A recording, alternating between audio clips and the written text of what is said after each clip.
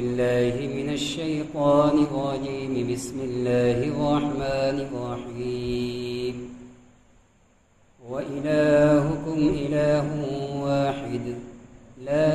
إله إلا هو الرحمن الرحيم. إن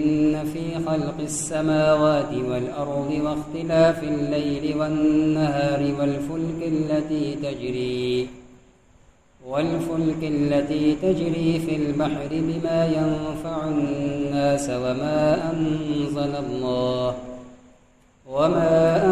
الله من السماء من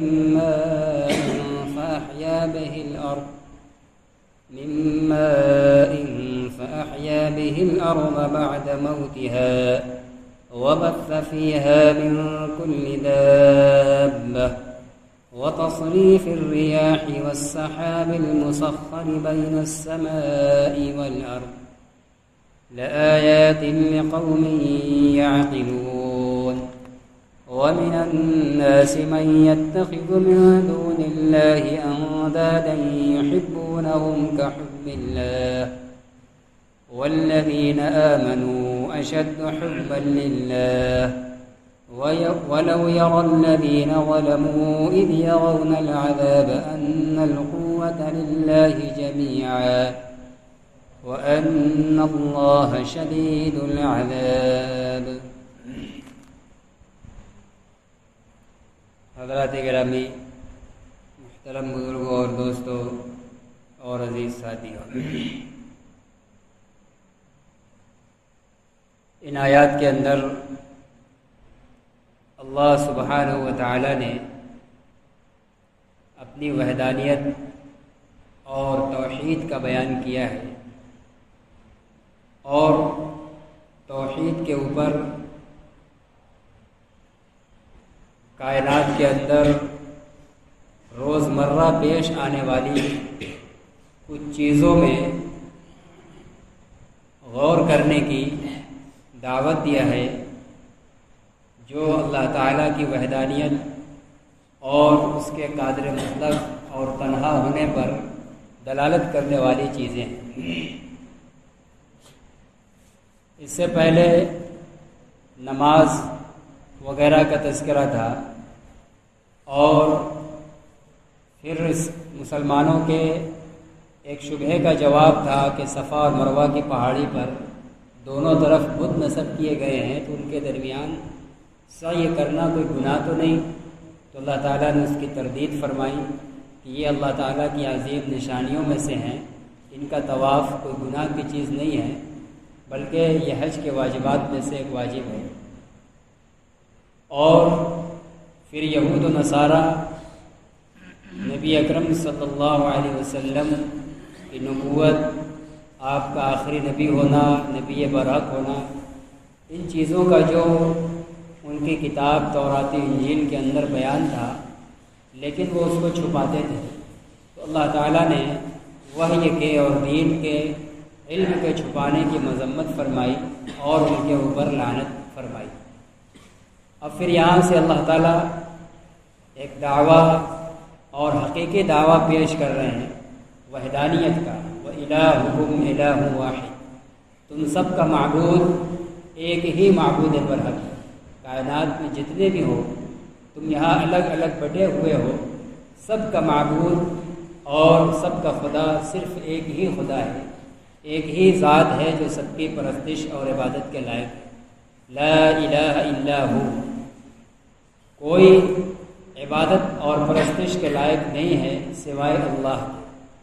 اس معبود واحد اور معبود برحق کے علاوہ اس سرزمین پر، اس کائنات کے اندر کوئی بھی ایسی ذات نہیں ہے جس کی عبادت کی جائے، بندگی کی جائے۔ بندگی اور عبادت کیے جانے کے لائق صرف اللہ کی ذات ہے، اور وہ ہر اعتبار سے اکیلا ہے، اپنی ذات کے اعتبار سے بھی، اپنے وجود کے اعتبار سے بھی اکیلا بھی ہے اور بے مثال بھی ہے، اور اپنی تمام تر خوبیوں کے اعتبار سے پورے کائنات کو بنانے میں، چلانے میں اور رات و دن کو پھیرنے میں، پورے سسٹم میں، انسانیت سے متعلق ہو، دیگر مخلوقات سے متعلق ہو، کائنات سے متعلق ہو، سب چیز تنے تنہا اسی کے قبضے قدرت میں ہے، اور ہر چیز میں تنہا اسی کی قدرت کا کرشمہ کار فرما ہے۔ ہر اعتبار سے وہ بے نظیر، اکیلا ہے، بے مثال ہے، وہی پرستش کیے جانے کے اور عبادت کیے جانے کے لائق ہے۔ الرحمن، اور ساتھ ہی ساتھ وہ بڑا مہربان ہے اور انتہائی رحم کرنے والا ہے۔ ایسا نہیں ہے کہ قادر مطلق ہے، سب چیزوں کا خالق و مالک ہے، ہر چیز اس کے آگے مسخر ہے، تابع ہے، اس کے قبضے میں ہے، تو دنیا کے اور حکمرانوں کی طرح وہ رعایا پر ظلم کرتا ہو۔ ہم میں سے اگر کسی کے پاس طاقت اور پاور ہو جاتا ہے، پورے عالم کے اندر کیا، کسی ایک ملک کے اندر، ایک شہر کے اندر، ایک محلے کے اندر بھی اگر طاقت اور حکمرانی مل جاتی ہے تو ہم انسانوں سے کہیں نہ کہیں ظلم زیادتی ہو جاتی ہے۔ لیکن اللہ تعالیٰ اپنی تمام تر یکتائی، بے نیازی اور بے مثال ذات اور قوت اور صفات، ہر اعتبار سے بے مثال ہونے کے باوجود اس کی ذات سراپا رحمان ہے،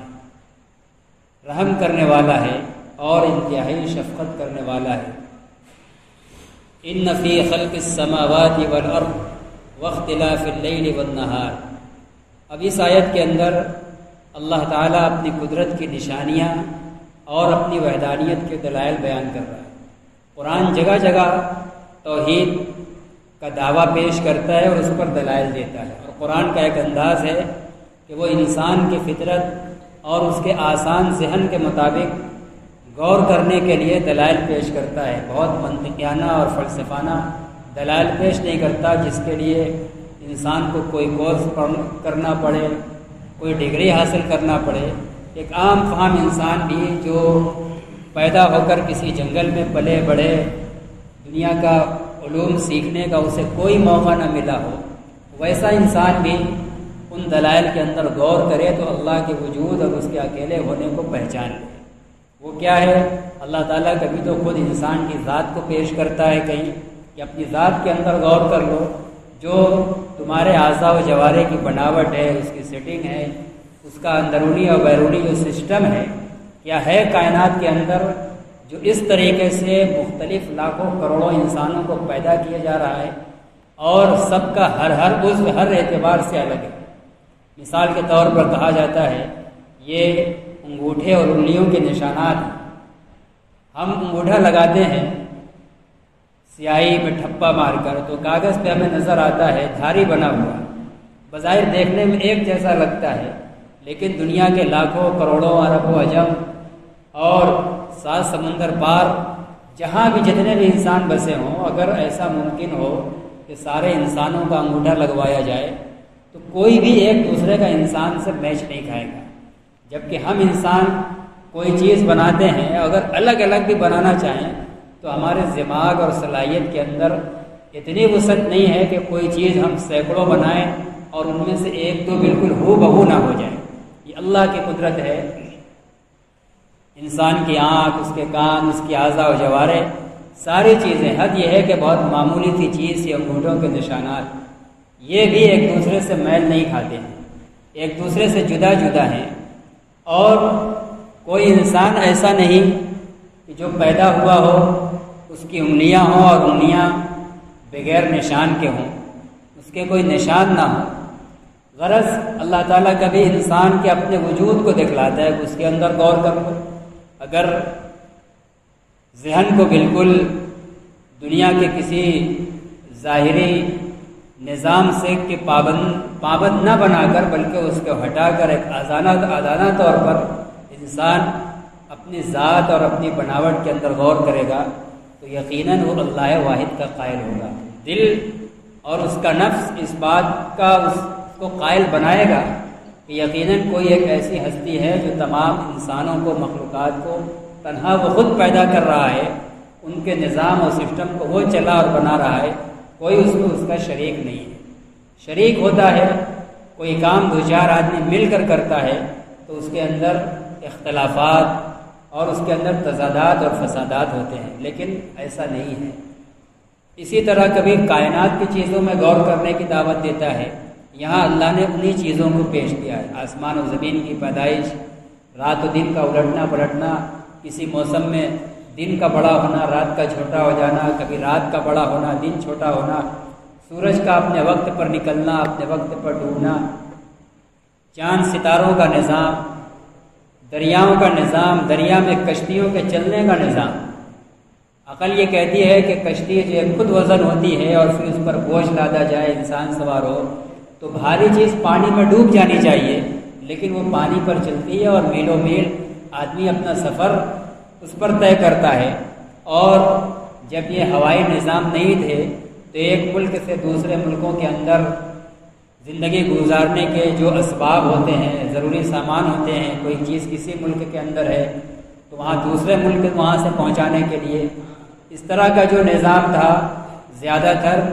پانی اور کشتی کے ذریعے ہوتا تھا، اور آج بھی ہوتا ہے۔ تو یہ پانیوں پر کشتی کا چلنا، اسی طریقے سے آسمان کے اوپر بادل کا چھا جانا، اور اس پھر بادل کے اوپر منومن پانی ہوتا ہے جو زمین پر برستا ہے، لیکن کبھی ایسا نہیں دیکھا گیا کہ پانی کے بوجھ سے جو ہے کہ بادل گر گیا ہو اور پانی نہ برسا ہو۔ اور یہ بھی نہیں کہ یہ سال میں یا زندگی میں کبھی کبھار ہو جاتا ہے، یہ ہر سال جو اس کے ایام فٹ ہیں، متعین ہیں، سسٹم کے اعتبار سے وہ ہو رہا ہے۔ اور ایک زمین جو بالکل بنجر ہے، کسی کام کی نہیں ہے، وہ پانی برستا ہے تو اس کے اندر ہریالی ہو جاتی ہے، اس کے اوپر کسان محنت کر دیتا ہے تو طرح طرح کے غلے اور اناج اور سبزیاں، پھل وغیرہ اگاتے ہیں۔ اور اسی طرح بے شمار مختلف قسم کے چلنے والے زمین پر چوپائے اور جانور، اور کبھی ہواؤں کا چلنا، آندھیوں کا چلنا، کبھی اس رخ پر کبھی اس رخ پر، رخ کا بدلتا رہنا، ان تمام چیزوں کے اندر کہہ رہے ہیں کہ اگر ایک انسان عقل مند ہے اور اس میں غور کرے گا تو وہ اللہ کے وجود کا قائل ہوگا، اور اس کی عقل اس بات کا فیصلہ کرے گی کہ یقیناً اس پورے نظام کا چلانے والا کوئی ایک انتہائی مدبر منتظم ہے، اور وہ بہت ہی وسیع اور عریض علم اور قدرت والا ہے، تبھی اتنا بڑا نظام چل رہا ہے، اور سب چیز سسٹم سے چل رہی ہے، تو اس کا مطلب کہ وہ اکیلا چلا رہا ہے، کوئی اور اس کا اس میں ساجھی اور شریک نہیں ہے۔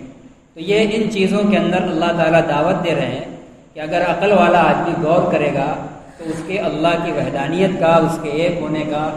اور ہر اعتبار سے اس کا بے مثال ہونے کا اسے یقین ہو جائے گا۔ کہ ان فی خلق السماوات والارض، بلا شبہ آسمان و زمین کی بناوٹ میں، آسمان کی بناوٹ بے نظیر، اتنا بڑا ایک چھت کی طرح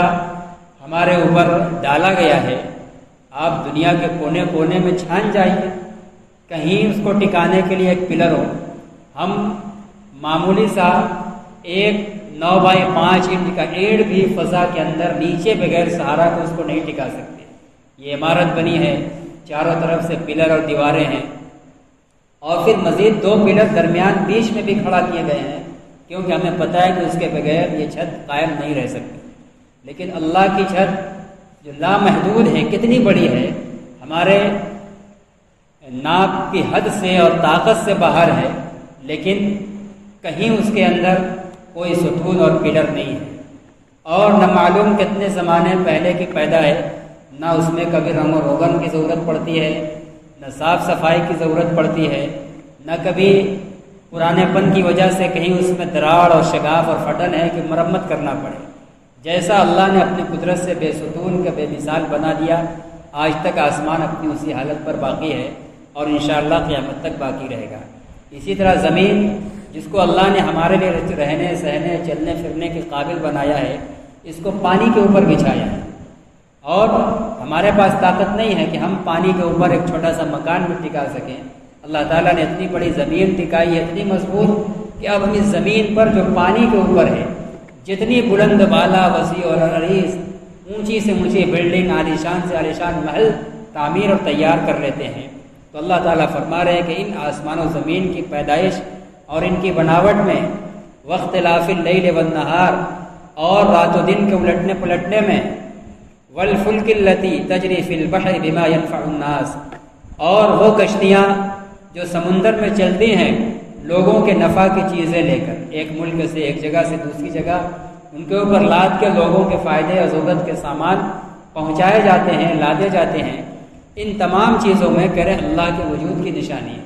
جیسے وہ پانی پر چل رہی ہے، رات و دن الٹ پھیر رہے ہیں. عیسوی اعتبار سے دنیا نے متعین کر لیا ہے، سورج کے نکلنے کا گھڑی گھنٹہ کے اعتبار سے وقت متعین ہے، ڈوبنے کا متعین ہے. آج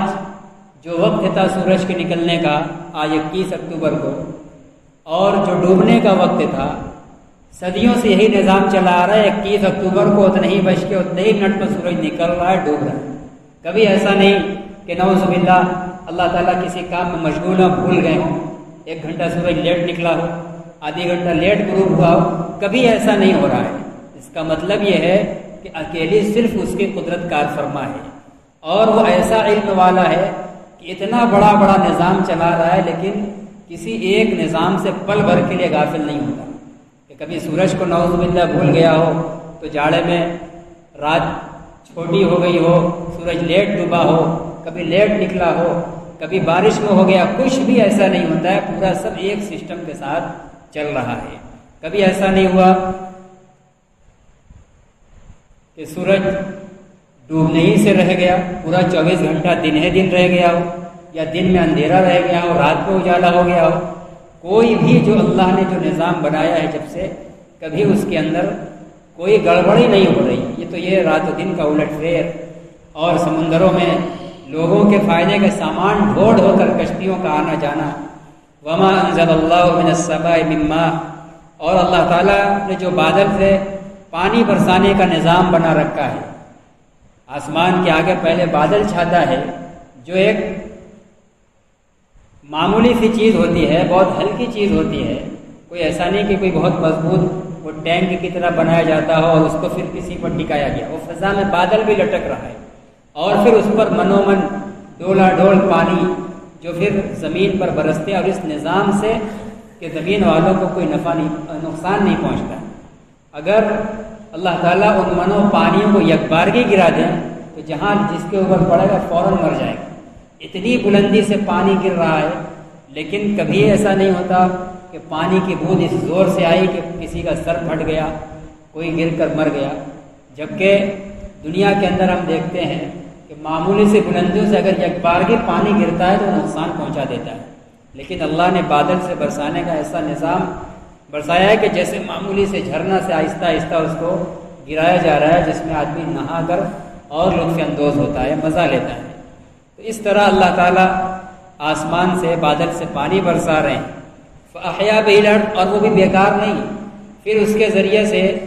زمین پزمردہ ہونے کے بعد، بنجر ہونے کے بعد زندہ ہو جاتی ہے. وہ پانی زمین کو ہریالہ اور اگانے کے لائق بنا دیتا ہے. وَبَثَّ فِيهَا مِن كُلِّ دَابَّةٍ، اور زمین کے اندر اللہ تعالیٰ نے ہر طرح کے چوپایوں کو چلا پھرا رکھا ہے. کوئی 2 پیر پہ چل رہا ہے، کوئی 4 پیر پہ چل رہا ہے، کوئی پیٹ کے بل چل رہا ہے، کوئی پانی میں چل رہا ہے، کوئی خشکی میں چل رہا ہے. بے شمار چوپائے اور چرند پرند مخلوقات انسان کے علاوہ اللہ نے زمین کے اندر چلا رکھے. ان تمام مخلوقات کے اندر وَتَصْرِيفِ الرِّيَاحِ وَالسَّحَابِ الْمُسَخَّرِ بَيْنَ السَّمَاءِ وَالْأَرْضِ، اور ہواؤں کو چلانے میں اور اس بادل کو چلانے میں جو آسمان و زمین کے درمیان اللہ کا تابع ہو کر لٹکے رہتے ہیں. آسمان و زمین کے بیچ بادل مسخر ہے، ہوا بھی چل رہی ہے، بادل بھی ادھر ادھر چلتا رہتا ہے ہواؤں کے سہارے. کہہ رہے یہ تمام چیزوں میں لآیات لقوم یعقلون، یہ سب کے اندر عقل رکھنے والے لوگوں کے لیے نشانیاں ہیں. ان میں سے سب میں غور کرے، کسی ایک میں بھی غور کرے تو وہ اللہ کے وجود کا قائل ہوگا. اس لیے کہ یہ ایسی چیزیں ہیں، یہ ایسا نظام ہے کہ اگر اس میں ایک کے علاوہ 2 ہوتے تو رائے کا اختلاف ہوتا. کوئی سورج نکالنے کے وقت کوئی کہتا کہ نہیں ہاں ابھی نکلنا چاہیے، تو دوسرا کا کہتا کہ 10 منٹ بعد، 1 گھنٹہ بعد. کوئی کہتا آج نہیں نکلنا چاہیے، کوئی کہتا کہ آج نہیں ڈوبنا چاہیے. تو کچھ نہ کچھ گفتگو کے اندر لیٹ سویر ہوتی، اختلاف ہوتا. لیکن یہ سب کچھ نہیں ہو رہا ہے. یہ دلالت ہے اس بات کی کہ ان سارے نظام کو چلانے والا ایک ہے، اور پھر سب چیز سسٹم سے چل رہی ہے. اس کا مطلب یہ ہے کہ انتہائی لامحدود قدرت اور علم والا ہے کہ کوئی بڑی سے بڑی چیز اس کی قدرت سے باہر نہیں ہے اور اس کے علم سے بھی باہر نہیں ہے کہ کبھی کوئی چیز پل بھر کے لیے اس سے اوجھل ہو جاتی ہو اور یہ نظام آگے پیچھے ہو جاتا ہو. تو اگر انسان ان چیزوں کے اندر غور کرے، اپنی عقل لگائے، اگر اس کی عقل باقی ہو، تو اللہ تعالیٰ نے اوپر جو دعویٰ کیا ہے کہ تمہارا معبود تنہا ایک معبود ہے، عقل اس کو یہ فیصلہ سنائے گی کہ ہاں یہ دعویٰ واقعی درست ہے، اس کائنات کے اندر معبود برحق صرف ایک ہی ذات ہے جو ان سارے نظام کو بنانے اور چلانے والی ہے۔ وَمِنَ النَّاسِ مَن يَتَّخِذُ مِن دُونِ اللَّهِ أَندَادًا، آگے فرماتے ہیں کہ لیکن